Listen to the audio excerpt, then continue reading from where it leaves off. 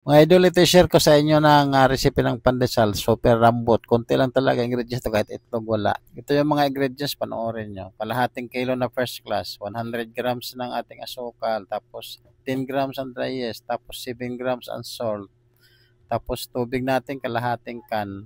Tumbas siya ng lata ng iba. Maglagay tayo ng vanilya, tapos tunawin lang yung asin. Tapos maglagay ng lard, 30 grams, haluin sa kamay, tapos gamitan ng dough roller. Pag hindi na siya napupunit yung dough, okay na yan. Baston na natin.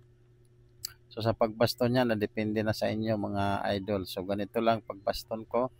Pagkatapos ko bastonin, ilinagay ko sa dyan sa ating breadcrumbs. Tapos palsahin natin siya mga idol ng 30 minutes.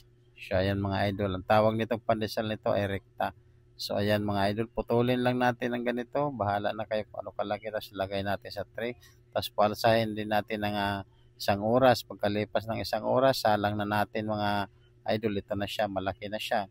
Tapos, salang natin. Bali, ang init ng ating oven dyan ay nasa 250 Fahrenheit. Tapos, ito na nga. Banyahan ng margarine. Optional lang. Ito ng kanyang itsura. Ito na yung kanyang face pack. Thank you for watching.